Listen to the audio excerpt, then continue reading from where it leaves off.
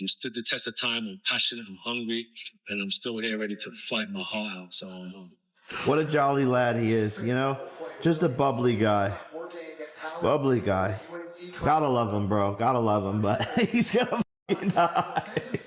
Look at this, bro. I'm always training. Scares me. Plays in my mind at night. It's hard to sleep. I had two options: run away or say, you will not stop me. And I'm going to prove the world wrong. Come on, let's go. Let's work.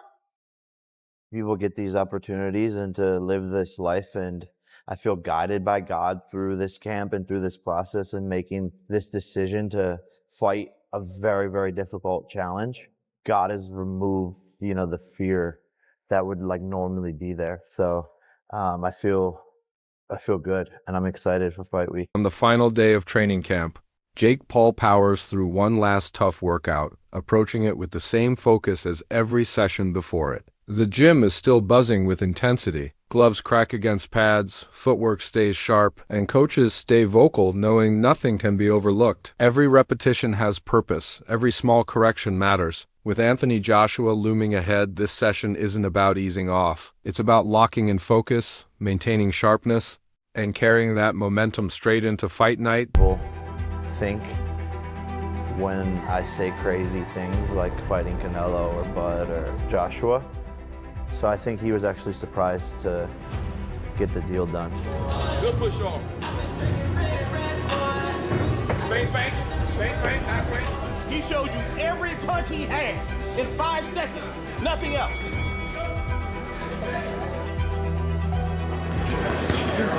Little Joshua, I'm coming, little Josh.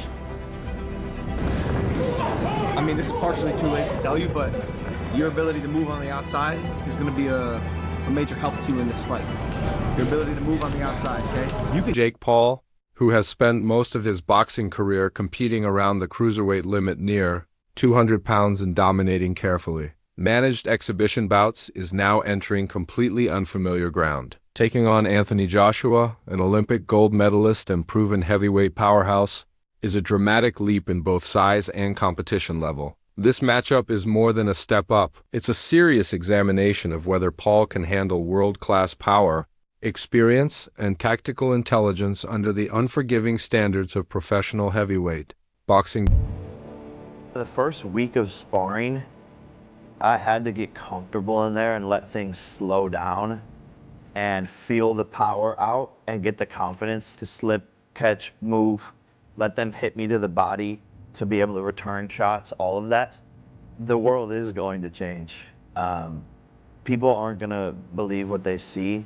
I believe it's through the power of God and what he wants to use me as a vessel for showing the world what's possible and showing the next generation of kids what's possible when you believe.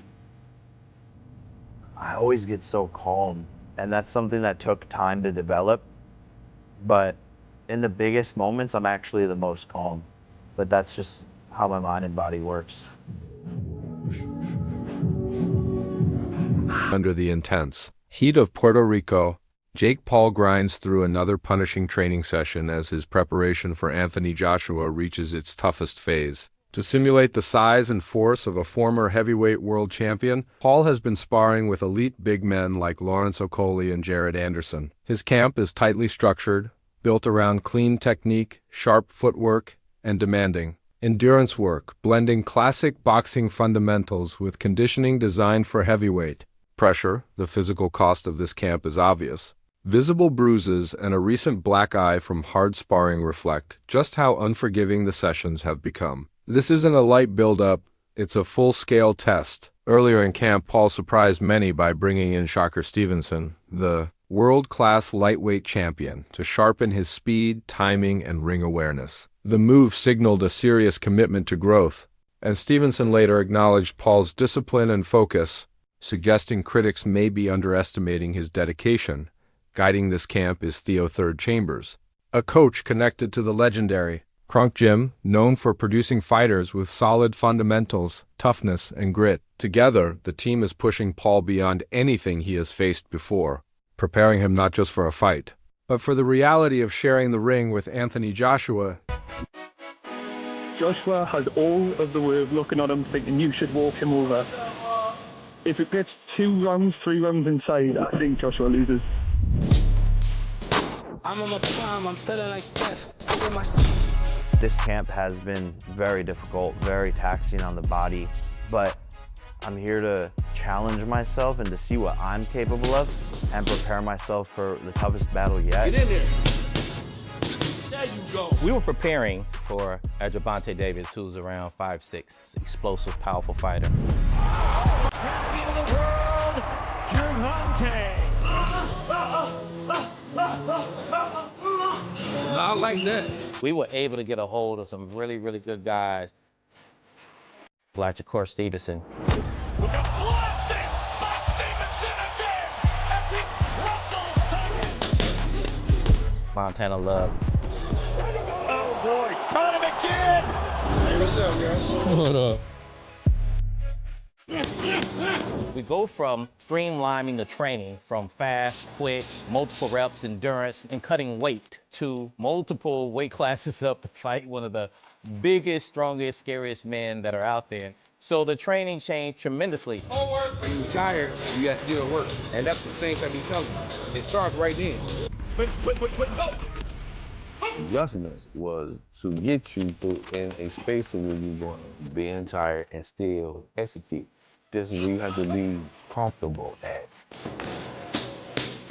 Right in. Theo Chambers was not immediately convinced about working with Jake Paul. However, after witnessing Jake's work ethic, consistency, and steady improvement, he decided to take on the role. Since then, Chambers has closely managed Paul's camp, bringing in high-level heavyweight sparring partners to replicate the sheer size, strength, and pressure Anthony Joshua brings to the ring. Alongside the coaching staff, Logan Paul has also played an active role in Jake's preparation. Logan has been openly sharing tactical advice, especially when it comes to dealing with a fighter as big and powerful as Joshua. In footage released from the camp, Logan stresses the importance of movement and distance control. He urges Jake to stay light on his feet, fight on the outside, and rely on cardio and lateral movement rather than retreating in straight lines. Logan's key message is clear. Don't fight backward. Instead, stay engaged. He advises Jake to throw combinations, disrupt Joshua's rhythm, and avoid allowing a J to simply walk him down.